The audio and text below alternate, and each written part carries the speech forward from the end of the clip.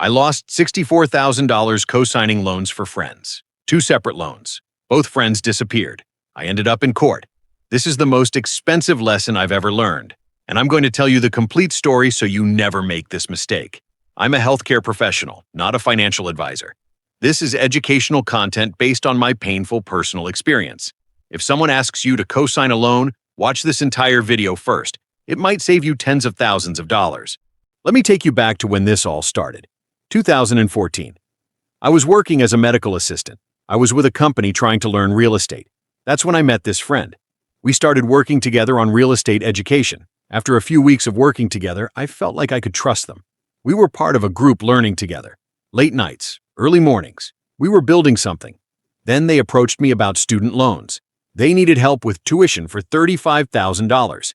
Their credit wasn't good enough to qualify on their own. I remember sitting there thinking, should I do this? They looked at me and said, I just need someone to co-sign. I'll make every payment. You won't pay a cent. We're doing this together. I thought about it. We had been working together. We were going to get educated and travel together as a group. This felt like an investment in all of us. So I decided to co-sign. The loan was approved. $32,000 became $35,000 after origination fees. I didn't even understand what origination fees were at the time. Then someone else in our group needed the same help. Another $35,000 loan. It was the same situation. I had already done it once. We were all in this together, right? So I co-signed again. Two people in our group, two loans at $35,000 each. I thought we were building something together. Here's the thing I didn't understand. The loans were deferred for 2 years. No payments were required immediately. That made it feel even safer. For 2 years, I didn't think about those loans. We were all still working together. Everything seemed fine. I really thought I could trust them. I had no idea what was coming. 2 years passed. The deferment period ended. Payments were supposed to start. At first, they were making payments. Month 1, month 2, month 3, everything was on time. I thought I was right to trust them. Then the payments stopped. There was no warning, no explanation. The payments just stopped. That's when the debt collectors started calling.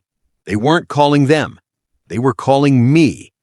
I remember the first call. 7 in the morning, I was getting ready for work. My phone rang. Unknown number. The voice on the other end said, Mr. Smith, this is regarding loan account ending in 4723. You're 30 days past due. When can we expect payment? I said, wait, what? I'm not the borrower. I just co-signed. They replied, you co-signed. That makes you equally responsible. We need payment. I tried calling my friends. At first, they would answer with excuses. They said, oh man, rough month. I'll catch up. They said, don't worry about it. Then they stopped answering altogether.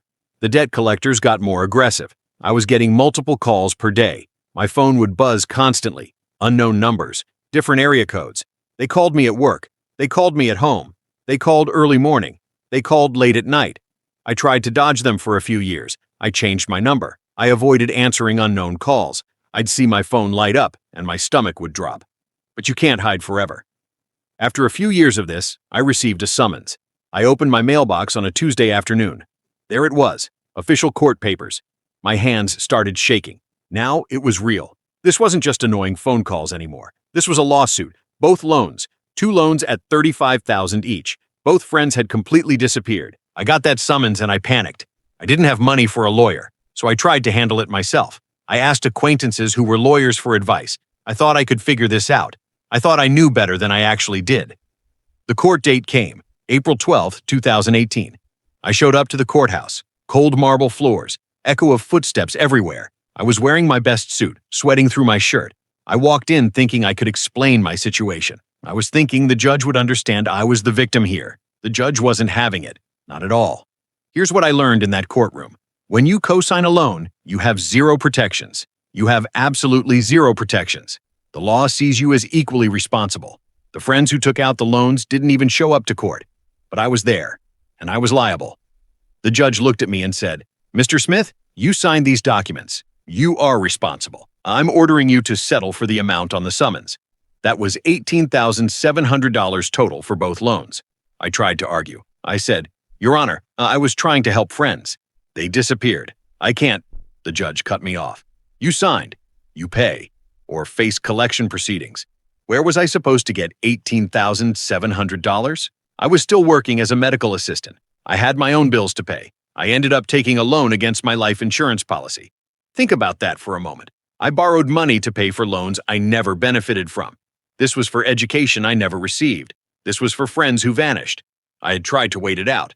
I knew about the 7-year period where debt collectors couldn't legally collect on the loan anymore. I thought if I could just dodge them long enough, I would be free. That strategy didn't work. The lawsuit reset everything. The court settlement restarted the clock. I paid the $18,700. The loans were marked as settled on my credit report. My credit score dropped from the low 600s to 480.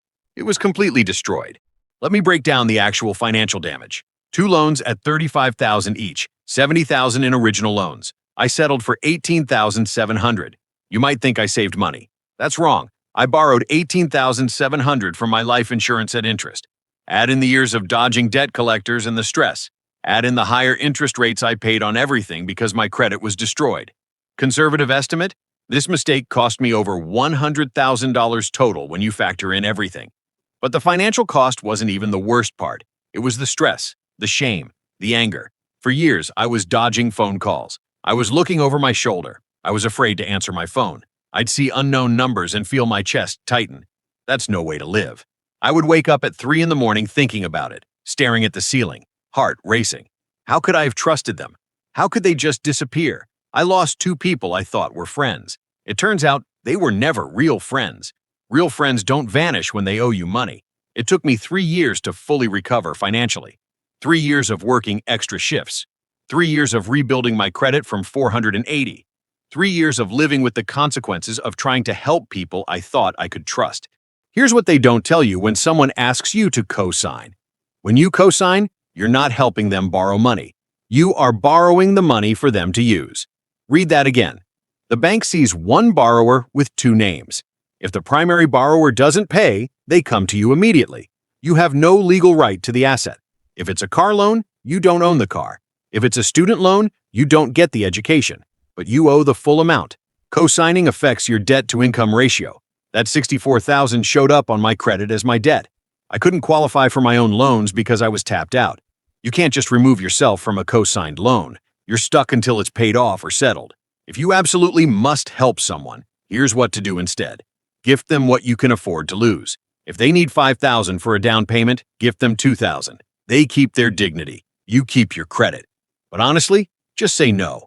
I don't care if it's your best friend, your sibling, your parents. Say no. If the bank won't lend them money, there's a reason. Trust the bank's judgment. That $64,000 mistake taught me more about money than any book or course ever could. I learned to protect myself financially. I learned that helping someone doesn't mean risking everything. I learned that real friends don't ask you to risk your financial future. Today, my credit score is over 700. I recovered. I rebuilt. But it took years. This is educational content based on my experience. I'm not a financial advisor, but I am someone who learned this lesson the hard way, so hopefully you don't have to. If someone asks you to co-sign, send them this video. Then say no. Want more real financial education? Subscribe to Wealth Decoded. I share the lessons I learned from expensive mistakes. Leave a comment if you have questions or if you've had a similar experience. I respond to as many as I can. Thanks for watching. Protect yourself out there.